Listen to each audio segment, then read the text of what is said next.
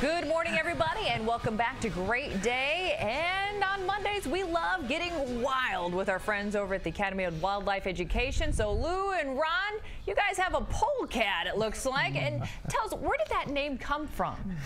Well, first of all, let's explain what we have. A polecat. I just asked Ron that myself, Ron DeArmond from the Academy of Wildlife Education here over at Merle Hay Mall. And people refer to them as polecats occasionally. Sure. And where did that come from? Again, polecat is a European term. They've got ferrets and stuff over in Europe, and that's what they would call the ferrets. As a polecat, it was a stinky little animal. And so when they first came over to North America and they came across the skunk, they called it a polecat as well.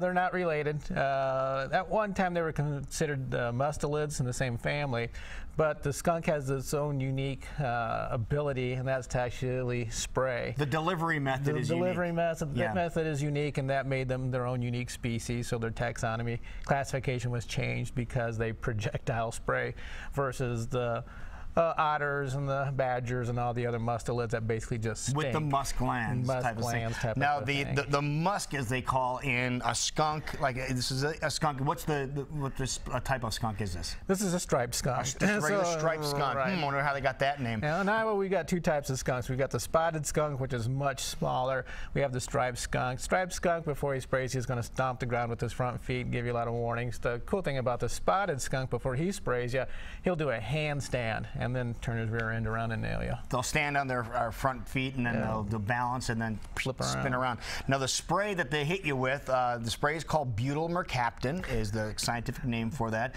and it is one of the most potent and stinkiest things on the planet. You cannot get butyl mercaptan off because of its chemical compound. Yeah, I mean you can mask it, but masking it will let it wear off. Right, it's going to have to break down and wear off on its own.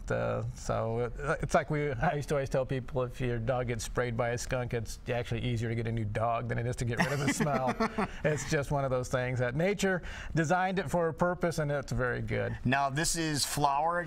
Flour, okay, right? If I remember right. Okay, so flour. Now flour is what they call descented, which means that flour's scent glands have been removed. A scientist by the name of Hume, I believe, came up with the first method of removing the scent glands without harming the animal, and it's really a cool way they do that. But they still has a little bit of an odor. Right. I mean, that's just what they are. They're still going to have a bit of an odor to them, and again, that's what makes it a skunk. That's true. And some people actually like it. I mean, at one time they used the musk oils and stuff as a base for perfume, so it would stick better to people and all that fun stuff. So again, we get a lot of stuff from nature as far as what we use every day, and so that's how again we learn. Now, something we have learned by visiting with you when you came in and when Flower came to visit the first time, we learned that you're not supposed to destroy these things. If you see a skunk walking around your house, don't try to kill the skunk because they serve a purpose. Right, they're a great mouser. They're great at keeping the rodent population under control, and you definitely want to have them around. They're a better mouser than your house cat is. And they're not going to attack you. They're not going to attack you. They don't have the greatest eyesight in the world, so they might get a little curious and look at you, but we always tell people, if you see something in the wild, clap your hands. That'll make it to where they recognize you as something that's not of their species. They'll run away. Wildlife does not wake up in the morning and go, what humans can we tick off today? Right. That is not in their nature. So they just want to exist and live a good life. And we try to help these guys exist as best we can. And one of the things we need to do is pay attention to what we discard. Right. It's time for, it's April, it's Earth Month, and Earth Day is coming up on the 22nd. And look at that. These are a few things that we want to reduce is our waste. And so it's about reduce, reuse, recycle. And these are a few things that the skunks, because they have such a narrow head, they're designed to get into tunnels and stuff. Yeah, they start to have problems. And so again, we just can't throw this stuff away. We really need to make sure that we have closed containers for our garbage and stuff. Otherwise, we have situations like this to where you'll see skunks running around with garbage on their heads. Right. And here's a little spotted skunk sitting in a trash bin. I'm glad you had a spotted skunk there, so you can see the difference. So you can see the difference as far as what actually is happening. These guys are opportunistic, and they've got a great sense of smell. If they smell trash, they're going to go to trash. They're going to get in it. They're going to try to find something to eat, and that's when we get the problems that we face today. So again, reducing our trash, making sure that you seal things up, make sure you lock down the lids on the garbage and stuff to again minimize the impact that we have on the environment. So So again, it's Earth Month, and again, these are some Earth Day tips to help save the planet. We'll be doing these all through the month of April to help people prepare for our Earth Day event, which is going to be Saturday, April 26th, I believe, at Merle Hay Mall. And so we use the skunk today to start things off. As far as, you know, when you think about your jars and your cans and stuff, think about the skunk and some potential problems that our waste can, you know, produce, and how it can hamper some of the wildlife that we have out there. Now, unlike pigeons and squirrels, there comes a time when you will see little skunks.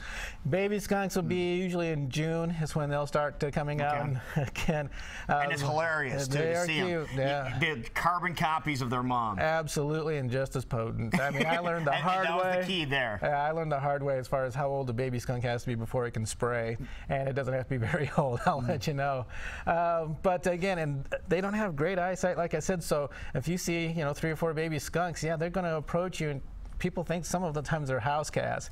You know, you've seen some of the stories where a nearsighted person can't, you know, sees a skunk at a distance and thinks it's a house cat, goes, "Here, kitty, kitty," and the skunk comes in the house. Again, they follow their noses a lot, and you just want to be aware of the surroundings, and you don't want to approach them. You don't want to pick them up. Because that could frighten them, and that's what leads to them spraying you and defending themselves. Well, that's the thing is which would you rather be sprayed by, a baby skunk or an adult skunk? Well, you want to be sprayed by an adult skunk because they can control it, whereas a baby skunk's going to just unload everything it has. And, you know, it's much worse to be sprayed by a baby skunk. Never heard that before. Yeah, than an adult skunk. Yeah, they only have so much that they can produce, and they don't even want to use it if they don't have to. But from time to time, you'll see 2 males that are battling it out, and they'll spray each other, and that's why they'll have a yellow face and stuff. Okay, so what else is going on at the Academy? Academy, a lot of fun stuff is happening as far as our wildlife education programs every day. We're getting ready to debut our touch turtle tank to where people can come in and play with the baby turtles and stuff. Hopefully we'll get that done in a couple weeks. We're working on a couple new displays. Hopefully we'll have more info on those over the next coming weeks, and then some fun things that we're going to be doing with Great Day during the summer months. So yeah, we're going to have a lot of fun, so people will definitely stay in. Yeah, but these are one of my favorite animals of all time. Here we go. Flower, you got to say goodbye to everybody. Come here. I'm going to hold you up here so you can say goodbye to everybody. Yeah, you're my celebrity skunk wrangler. Okay, there you go. So you can see your face. You have a pretty little face here. So you can say everybody, and we'll be right back, okay? There you go. Wonderful. Merle Hay Mall is where you find your location during regular mall hours, right? Absolutely. Wonderful. We'll be right back. You're watching Great Day.